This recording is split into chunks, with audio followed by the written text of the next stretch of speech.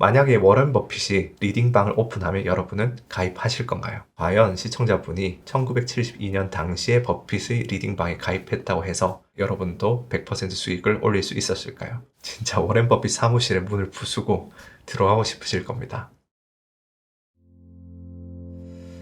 네, 안녕하세요. 월가제입니다. 제가 드디어 2년 8개월 만에 구독자 10만 명을 달성했습니다. 상당히 내향적인 성격이라서 유튜브가 잘 될지 이제 스스로에 대한 의구심도 많았고, 스타트업 준비하느라 이제 1년을 쉬고 돌아오기도 했는데도 불구하고 이렇게 월가제 유튜브 많이 사랑해 주셔서 진심으로 감사드립니다.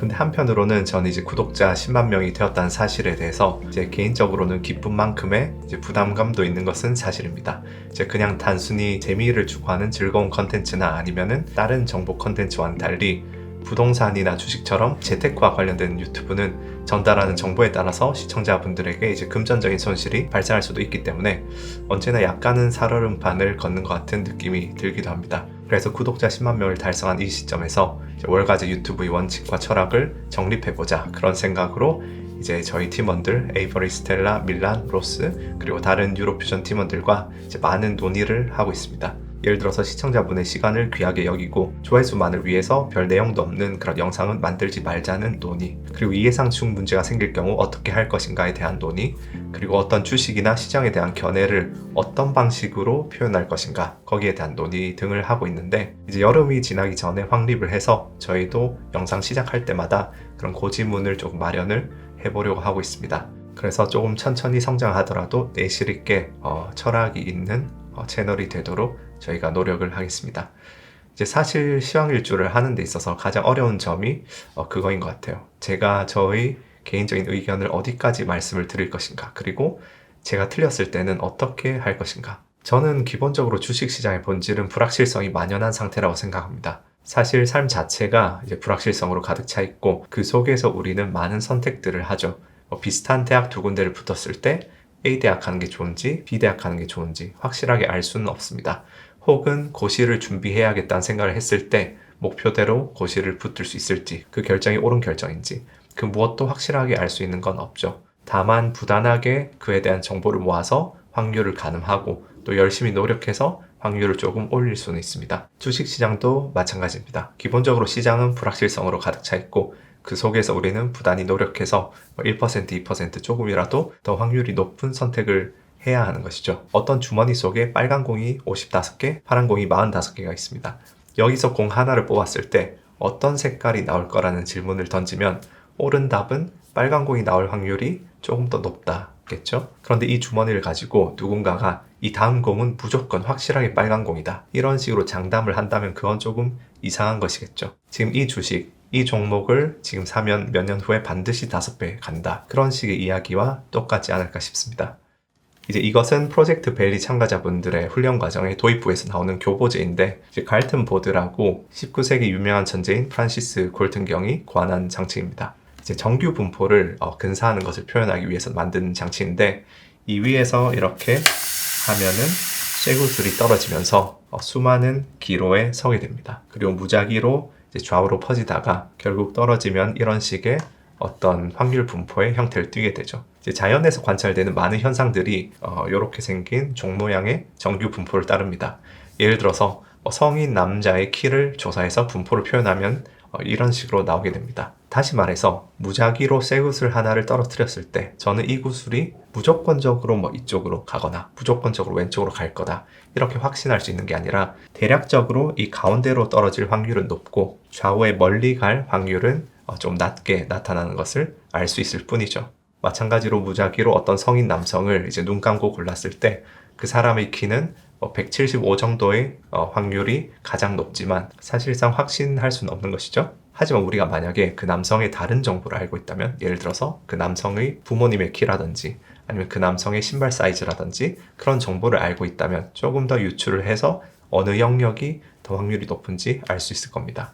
결국은 시황을 분석하는 것도 완벽하게 맞추기 위해서 하는 것이 아니라 아무 정보가 없는 채로 쇠구슬을 떨어뜨린 상태에서 조금이나마 다른 여러 정보들을 분석해서 2%, 3%라도 더 높은 확률을 취하기 위해서 분석을 하는 것이겠죠. 그것이 비록 얼마 안 되는 것 같아 보이지만 하루하루 누적되다 보면은 결국은 확률적 우위가 누적되어서 우리의 수익으로 나타나게 됩니다. 이것은 단순히 트레이더의 관점에서만 통용되는 원칙은 아닙니다. 주식 투자자들에게도 마찬가지로 확률적 우위는 중요합니다. 지금 이 데이터는 로버트 슐러 교수의 웹사이트에서 받은 데이터를 통해서 S&P 500 지수의 12개월 수익률을 계산한 분포입니다. 매달 이제 12개월 수익률을 계산해서 이렇게 분포로 표시를 한 것이죠. 1871년도부터 지금까지 여러분이 무작위로 어떤 달에 S&P 500 지수를 사서 12개월간 아무것도 안 하고 그냥 뒀다가 팔게 되면 다음과 같은 확률 분포 안에서 이제 수익을 얻게 되는 것이죠. 그래서 보시면 10에서 14%가 가장 확률이 높고 양극단은 확률이 조금 적지만 그래도 이런 마이너스 70% 같은 무시무시한 수치들도 있습니다. 자, 그래서 만약에 여러분이 주식 투자자로서 12개월을 패시브하게 아무것도 안 하고 넣어서 홀딩을 해야 되고 가진 데이터가 만약에 로버트 실러 교수의 이 데이터밖에 없다면 여러분이 기대할 수 있는 수익의 확률 분포는 이것과도 같습니다. 그런데 지금 이 상태에서 이제 출발해서 조금 더 공부를 해볼 수가 있겠죠. 예를 들어서 마이너스 67%나 플러스 107% 같은 수익률이 나오는 이런 극단값들을 살펴보면 1930년대 대공황 시절이라는 것을 알 수 있고 대부분 상당한 이렇게 극단값들이 꽤 한 100년 전에 그런 수익률들이라는 것을 알 수 있습니다. 그리고 그것과 관련해서 이런 경기 사이클을 한번 보시면은 지금 이런 실질 GDP든 명목 GDP든 간에 브레튼 우즈 체제에서 여기 신용화폐로 넘어오는 시기부터 사이클에 따른 그런 경기의 등락과 변동성이 굉장히 낮아졌다는 것을 알 수 있습니다. 왜 이렇게 낮아졌을까요? 대표적으로는 신용화폐로 이행하면서 통화정책의 효과가 상당히 높아진 부분도 있고 그 외에도 여러 가지 사회보장제도나 그런 두세 가지 요인들이 있는데 어쨌든 이런 식의 공부를 하고 나면은 이제 다시 로버트 실러의 데이터에서 그런 확률 분포를 조금 더 정제를 할 수가 있겠죠. 그리고 조금 더 이제 확률 분포 안으로 세부적으로 들어가서 이런 큰 손실이 났던 해는 어떤 해였고 이런 큰 이익이 났던 해는 어떤 해였으며 또 경제 지표들과 사이클의 순환은 이 당시에 어땠는지 그런 것들을 공부를 하게 되면은 단순히 그냥 위에서 쇠구슬을 떨어뜨려서 어딘가 잘 맞기를 바라고 있는 사람에 비해서 조금 더 확률적 우위를 확보할 수가 있겠죠. 그런 관점 외에도 우리가 어떤 특정한 분석에서의 확률적 우위는 우리가 노력해서 2, 3%밖에 안 될지 몰라도 여러 측면에서 그 확률적 우위를 중첩을 할 수가 있습니다. 예를 들어서 제가 예전 시즌 1 때 유튜브에서도 이야기를 했지만 여러분이 오늘 삼성전자 주식을 매수하기로 한 결정은 단순히 삼성전자 주식에 대한 그런 시각만 포함하는 결정이 아닙니다. 첫째, 은행 예금, 주식, 채권, 골드, 원유, 원자재 등 여러 가지 다양한 금융상품 중에서 주식이라는 금융상품을 사기로 한 결정. 그 다음 두 번째, 미국 주식이나 다른 나라, 일본 주식 이런 것이 아닌 대한민국의 코스피 시장의 주식을 사겠다는 결정. 그 다음 세 번째는 그 코스피 내의 수많은 섹터 중에서 반도체 섹터의 주식을 사겠다는 결정. 그 다음 네 번째는 반도체 섹터 내의 여러 개별 주식 중에서 삼성전자라는 개별 주식을 사겠다는 결정. 그 다음 다섯 번째, 삼성전자를 살 수 있는 여러 시기들 중에 하필이면 오늘 지금 당장 2023년 5월 12일의 시점에 사겠다는 결정. 그 다음 여섯 번째는 삼성전자의 그런 움직이는 가격 등락 속에서 오늘 지금 시점의 가격인 64,000원이라는 가격에 산다는 결정. 이 여러 측면에서의 판단들이 전부 모여서 한 매수 결정이죠. 그럼 우리가 확률적 우위를 확보할 수 있는 영역도 제각각일 겁니다. 근데 우리가 이런 6가지를 전부 이제 모든 것을 분석할 수 없기 때문에 본인의 투자 철학과 투자 전략에 따라서 어떤 부분들은 그냥 무작위성에 맡기거나 어떤 부분들은 조금 무시하고 그렇게 수동적으로 받아들이고 본인이 확률적 우위가 있는 분석 쪽을 이제 특화해서 가치 투자를 하든지 글로벌 매크로 투자가 되든지 그렇게 하는 거겠죠. 그래서 그런 측면에서 어떤 투자 방식을 굉장히 단순화해서 이분법적으로 표현하자면 탑다운 방식, 조금 더 거시적인 파트부터 시작하는 방법도 있을 것이고 바텀업 방식, 흔히 가치 투자자처럼 개별 주식을 바라보고 밸류에이션을 해보고 평가를 해보고 그렇게 하는 방법도 있을 겁니다. 그래서 제대로 된 투자는 장기 투자하는 것이다. 이런 투자 방식보다 저런 투자 방식이 더 옳다. 장기 투자에 비해서 트레이딩이 더 우월하고 단기 수익률이 높다. 이런 이야기들은 전부 틀린 이야기들입니다. 그저 본인의 투자 철학과 투자 전략, 그리고 본인이 어떤 부분에 이제 확률적 우위가 있느냐, 거기에 따라서 추구하는 엣지, 추구하는 영역이 다를 뿐인 것이죠. 가치 투자의 경우에는 그런 6가지 중에서 이 개별 주식의 가치를 판단하는 기업 가치 평가의 엣지를 갈고 닦아서 저평가된 기업을 찾는 것인데, 그러면 이제 가치 투자자에게 있어서 다른 부분들, 매크로적인 부분들은 아예 관련이 없는 건 아닙니다. 그저 순수한 가치 투자를 한다 함은 다른 부분들은 내가 확률적 우위를 취하지 않는 어떤 이 갈튼 보드의 무작위성을 가정하고 굳이 예측하려 들지 않는다는 뜻이겠죠. 다시 말해서 제가 어떤 기업을 살 때 어떤 기업의 가치평가 부분 말고 어떤 글로벌 매크로 이런 거시적인 영역에 있어서는 쇠구슬이 어디 갈지 미리 선제적으로 예측하려는 것이 아니라 가치 투자에 유리한 쪽으로 쇠구슬이 떨어지고 그게 내가 평가해 놓은 어떤 가치보다 더 아래로 가격이 떨어지게 할 때 그때를 기다린다. 그렇게 보시는 것이 맞겠습니다. 그래서 제가 지난주 이제 시황일주 영상에서 이 히로님께서 남겨주신 댓글이 참 좋은 댓글이라고 생각하는 것이, 결국은 제가 말씀드리는 어떤 시각도 본인의 투자 철학과 투자 스타일에 맞춰서 받아들이셔야 하기 때문입니다. 전 본질적으로 이제 20대 때 출신이 옵션 트레이더이기 때문에 저에게 있어서의 절제란 현금을 보유하고 때를 기다리고 확률적 엣지가 없을 때 참는 것입니다. 그런데 그것이 다른 투자 스타일에 그대로 적용되는 것은 아니겠죠? 예를 들어서 적립식 지수 추종을 하는 사람에게 있어서 절제라는 것은 현금 보유를 하는 것이 아니라 눈이 오든 밤이 오든 본인의 원래 계획대로 적립식 투자를 꼬박꼬박 스스로의 어떤 액티브한 뷰를 어설프게 넣지 않고 타이밍을 재려하지 않고 꾸준히 할 줄 아는 게 절제겠죠. 혹은 자산 배분하시는 분들은 현금을 보유한다는 것이 몇 %로 현금을 보유할 것인가, 그런 연속적인 스펙트럼에서의 비중의 문제인 것이지, 트레이더처럼 100% 현금을 보유했다가 기회가 보일 때 나눠서 투입을 하고 그런 방식은 아니겠죠. 결국은 우리가 글로벌 매크로 시황을 보고 가늠을 하는 것도 확률적인 영역이 있기 때문에 중장기 투자자라면 아니면 도식으로 월가제가 현금 보유하고 있으니까 나도 전부 팔아치워야겠다, 그런 식이 아니고 현금 비중의 퍼센트를 조절하는 식으로 해야 할 것입니다. 그렇기 때문에 제가 시황일주 10주차에서 본인의 투자 철학과 투자 전략을 확립하는 것에 대한 중요성을 다뤘었는데, 제가 그거를 매 시황마다 이제 리마인드 드리기는 힘들기 때문에 꼭 한번 그 영상도 다시 참조하셨으면 좋겠습니다. 이제 시황일주를 보실 때 또 하나의 중요한 점은 비판적 사고, 주체적 사고입니다. 만약에 월가제가 틀리다면, 저는 솔직히 제가 욕먹는 것은 그게 상관없지만 여러분의 손실을 제가 책임져 드리지는 못하는 것이죠. 이번에 많이 이슈가 됐던 주가 조작 사태에서도 보셨겠지만 본인의 피 같은 돈을 타인을 맹신하고 맡기는 것만큼 어리석은 일이 없습니다. 이것도 시즌1에서 한번 말씀드렸던 것인데 다시 한번 복습을 해보겠습니다. 만약에 워런 버핏이 리딩방을 오픈하면 여러분은 가입하실 건가요? 아마 99.9% 시청자분들이 당연한 소리를 한다, 당연히 전 재산을 맡길 것이다 하실 겁니다. 그런데 워렌 버핏의 1972년도부터 1977년도까지 누적 수익률이 99.8%인데 5년 동안 거의 2배를 만들었죠. 그 기간 동안 S&P는 좀 조정장도 있고 했기 때문에 총 17%밖에 못 올랐어요. 시장이 17% 오를 때 거의 100% 수익을 올렸으니까 엄청난 성과죠. 근데 과연 시청자분이 1972년 당시에 버핏의 리딩방에 가입했다고 해서 그렇게 여러분도 100% 수익을 올릴 수 있었을까요?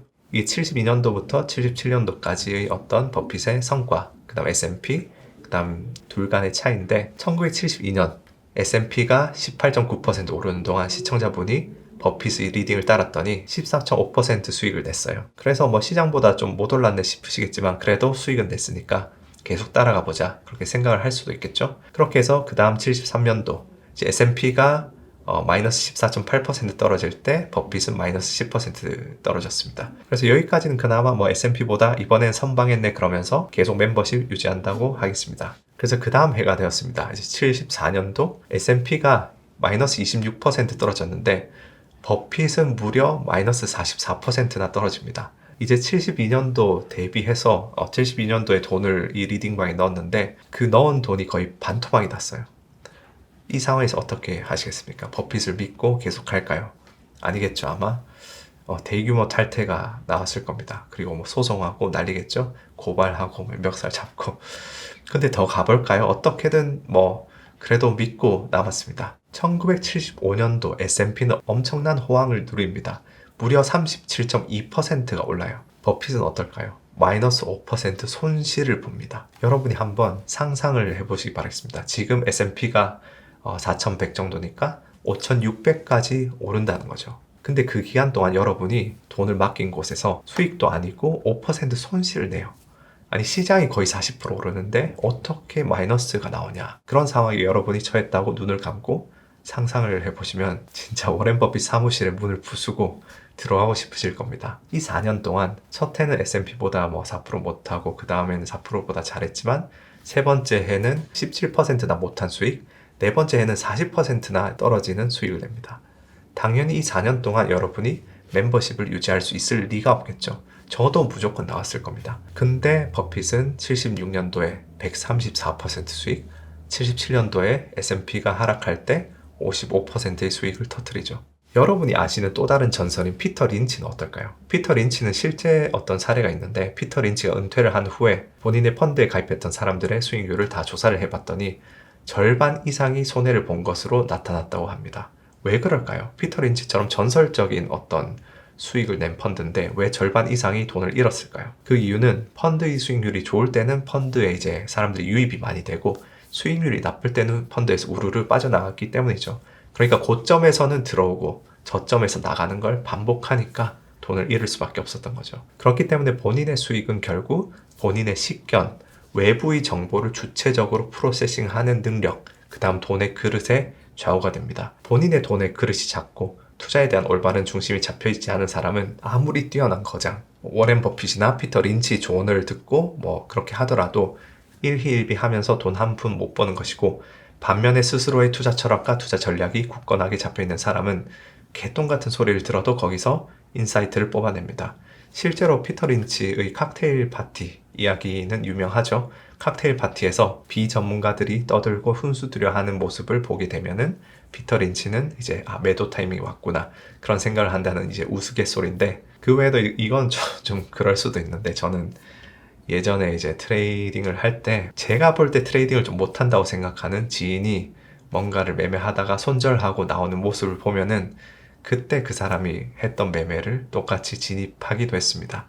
그 방법이 은근 승률이 꽤 높았어요. 이제 그 친구한테는 미안하지만 냉정하게 말해서 매우 좋은 전략이기도 합니다. 트레이딩을 못한 사람을 반전 시그널로 삼는 것이죠. 그래서 요지는 여러분에게 들어오는 정보가 어떤 값진 정보냐, 정말 뛰어난 정보냐, 이런 것들은 여러분 스스로 어떤 들어오는 정보를 프로세싱하는 여러분의 이 프로세싱 기관에 비해서는 그렇게 중요하지 않다. 이 만약에 프로세싱 기관이 허술하면은 세상이 아무리 금쪽 같은 어떤 정보를 듣는다 하더라도 여러분의 수익으로 연결되지 못합니다. 오히려 그렇게 잘못 정보를 얻었다가 돈을 벌게 되면은 그 사람에게 과도하게 의존하게 되고 결국은 더 큰 손실로 이어지게 되죠. 그런데 많은 분들이 안타깝게도 그런 식으로 생각하시기보다는 외적인 정보에 내가 문제가 있어서 돈을 못 벌고 있다, 그렇게 생각하면서 계속 뭔가 더 잘 맞추는 사람이 없을까, 이 유튜버는 좀 못 맞추니까 좀 잘 맞추는 사람 찾아야겠다, 그런 식으로 찾아다니면서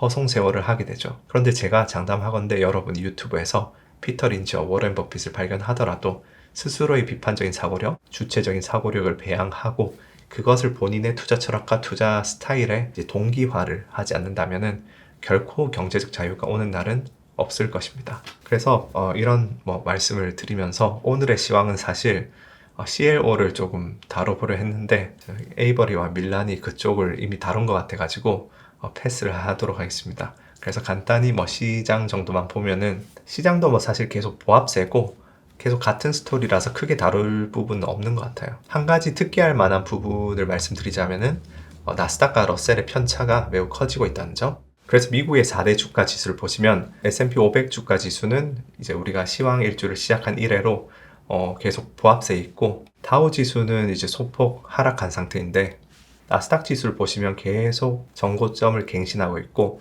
그 반대로 지금 러셀 같은 경우에는 아주 폭락을 하고 있습니다. 다시 말해서 시장에서 경기 침체에 취약한 중소형주에서 이제 자금이 썰물처럼 빠져나가고 지금 섹터 로테이션이 매우 활발하게 벌어지고 있다는 뜻이죠.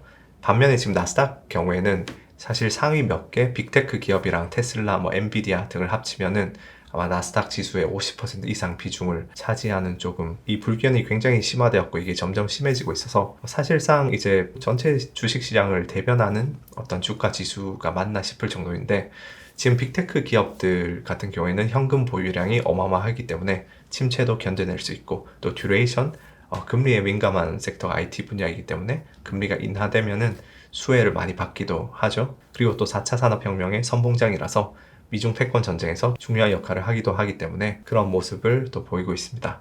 그래서 제가 바라보는 시장은 이제까지 말씀드린 것과 똑같은 레토릭입니다. 초과 수익의 기회는 결국엔 어떤 무언가의 괴리가 있을 때 발생하는데, 지금 시장의 괴리는 연준과 시장의 금리 인하에 대한 동상이몽이죠. 파월 의장은 계속해서 올해는 금리 인하가 없다, 계속 반복을 하고 있는데, 이 패드워치를 보시면은 이제 9월부터 금리 인하를 할 확률을 매우 높게 점치고 있습니다. 0.25% 인하할 확률이 50%고 0.5% 두 단계 인하할 확률도 30%나 돼서 거의 이제 80% 이상의 확률로 이제 금리 인하를 곧 할 거다, 이렇게 시장은 생각하고 있는 것이죠. 지금 당장 이제 7월부터 인하할 확률도 40%가 넘습니다. 근데 이런 이제 모습, 이런 괴리 속에 숨어 있는 함의는 무엇일까요?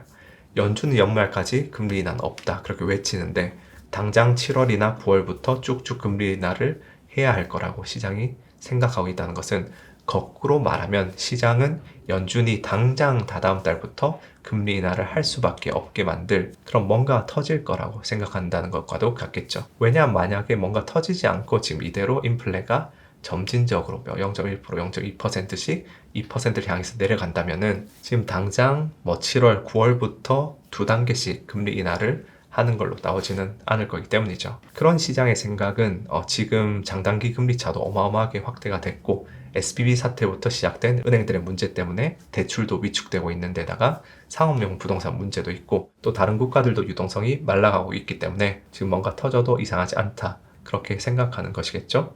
그래서 이 컨텍스트에서 저는 그러면은 그 사건, 그 시장이 생각하는 사건, 다시 말해서 연준이 조기에 금리 인하를 할 수밖에 없도록 만드는 사건이 터지게 되면은 주식이 하락할 테니까 그때가 매수 타이밍이 아닐까 생각하는 것이고요. 근데 이제 저희 뷰가 틀리게 되는 케이스는 물가가 이대로 서서히 잡히면서 노랜딩 혹은 소프트 랜딩을 하면서 경기 침체도 마일드하게 겪고 주가가 쭉 우상향하게 되는 것이겠죠. 어쨌든 저는 개인적으로 그런 시각을 가지고 있지만, 오늘 강조드렸듯이 하나의 정보로 받아들이신 채로 주체적 사고, 비판적 사고를 하시고, 또 본인의 투자 스타일에 맞게 그 정보를 프로세싱 하셔서 반영을 하시기를 권해드립니다. 자, 그래서 오늘 시황일주 15주차는 이 정도로 마무리하도록 하겠습니다. 구독자 10만 명 다시 한번 감사드리고요. 더 알찬 컨텐츠로 찾아뵙도록 하겠습니다. 감사합니다.